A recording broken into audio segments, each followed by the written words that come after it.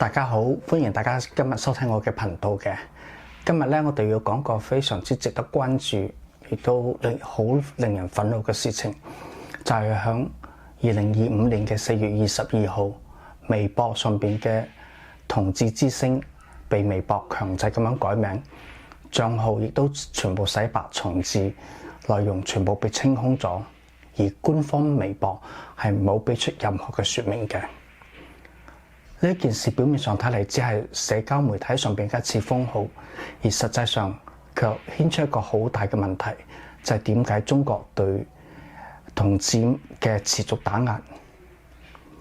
而且就係有一個更加重大嘅系統性嘅問題，點解喺中國政治要對性少數群體係咁防備呢？點解連最普通嘅資訊分享嘅賬號亦都要被佢哋視為威脅呢？呢個係好多人都點解都諗唔清楚嘅。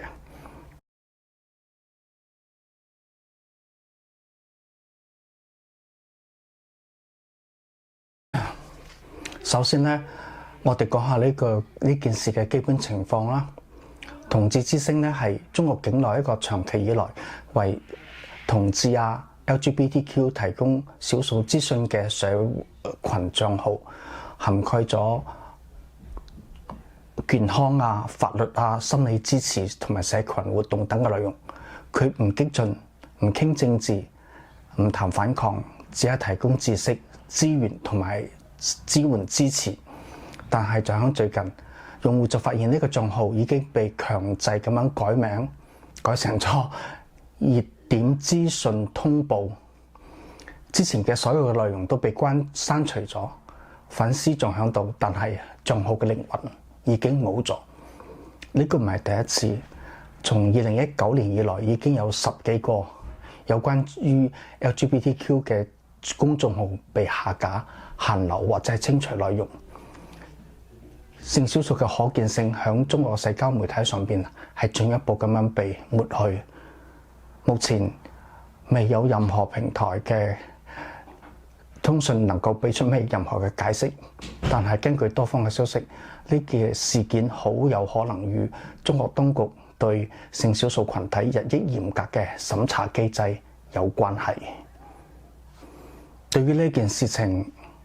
我要問嘅第一個問題就係，同性戀點解會變成咗政治嘅敏感詞？我哋經常聽到中國政府話唔反對同性戀，實際上卻不允許任何與 LGBTQ 相關嘅組織活動、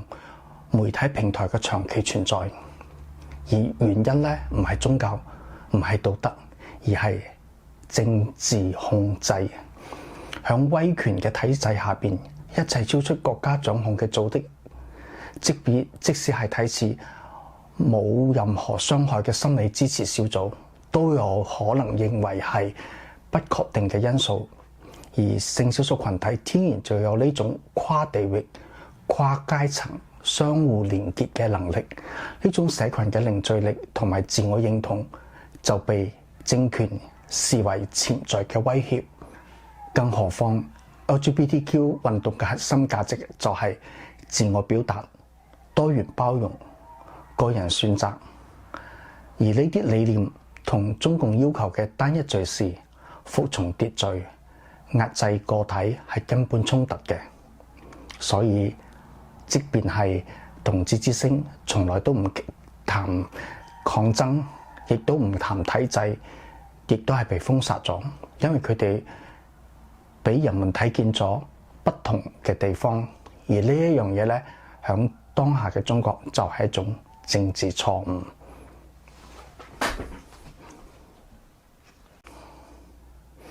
跟住落嚟嘅另一樣嘢就係大家非常之熟悉嘅啦，所謂嘅境外勢力。今次同志之聲被消音之後，又有一批親政府嘅媒體或者係自媒體跳咗出嚟，暗示呢啲性少數帳號與境外嘅 NGO 有拉楞，係西方價值觀嘅滲透工具，甚至話呢啲說法係呢啲組織接受咗境外資金，參與咗顛覆嘅活動。咁樣無紙棄法響中國已經係屢見不鮮㗎啦。女權亦都被講成咗境外女權主義嘅延伸，勞工維權亦都講成係地條勢力組織。而家連同志都成咗間諜工具。其實呢啲淨係政治控制嘅一部分，將一切社會正當嘅需求妖魔化、合法性化。只要你唔合體制嘅胃口，即使你係幫人做心理輔導嘅志工，亦都會被描述成為外國代理人。不過咧，值得注意嘅就係咧，中國好多呢啲性少數組織咧，近年都已經非常之注意到呢啲敏感嘅問題，都好刻意咁樣去政治化㗎啦。佢哋唔再講平權，亦都唔再公開發聲抗議，只係做服務性嘅實質性嘅事情，比如愛滋病嘅防治啦、心理輔導啦、同志長輩陪伴啦、跨性別健康資訊啦，大家退得非常非常之後，一步一步咁樣盡力咁樣遠離政治嘅邊緣，就係希望可以求得一啲啲嘅生存空間。但係喺今日，同志之聲呢種最不碰紅線嘅帳號亦都被封咗，講明咗咩啊？講明咗喺中國連不談政治都唔夠安全，只要你講性少數被看見、被看見，你就會被定義成為威脅。呢種打壓唔係針對行動，而係針對存在嘅本身。喺中共睇嚟，存在已經係錯誤。而家我哋睇到嘅唔淨只係封帳號咁簡單，而係一種資訊上面嘅文化清洗，透過審查、過濾、刪除、限流，中國正一步步咁樣將所有性少數有關嘅資訊清出咗公共嘅視野。未來嘅細路仔可能根本就咩唔知道有同志呢個詞，亦都唔知有跨性別呢種身份。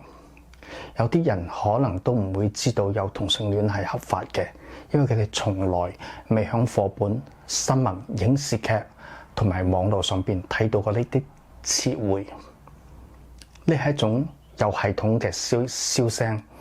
用技術同埋審查達成文化嘅抹除。而呢種對 LGBTQ 嘅社群嘅心理健康、身份嘅建立、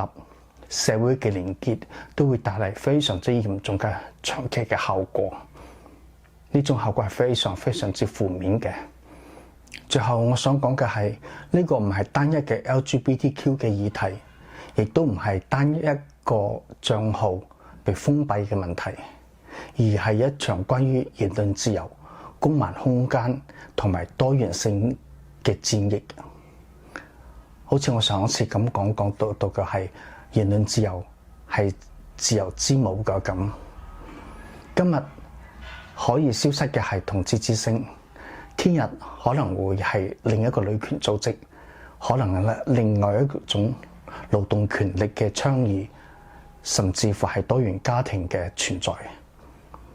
當國家可以任意咁樣定義邊啲人可以存在，邊啲聲音可以發出，咁樣冇人係真正安全。所以唔理你係咪同志都好，亦都唔理你係是否參與咗社會嘅某啲議題，我哋都應該關心呢一件事，因為呢會關係到我哋係咪生活喺一種允許差異存在嘅社會，定係只能夠喺統一口徑下嘅沉默咁樣過日子。如果我哋每個人都沉默，咁下一個消失嘅，可能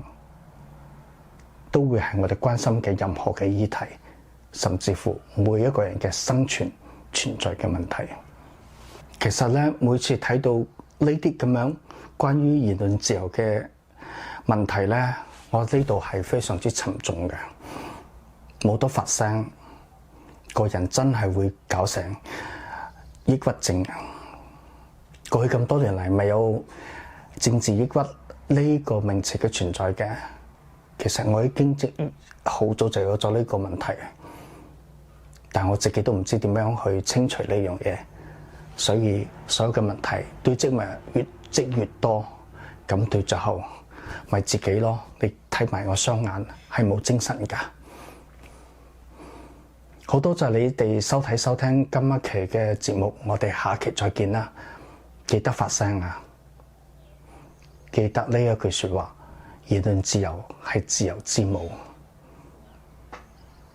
Free speech is the mother of freedom.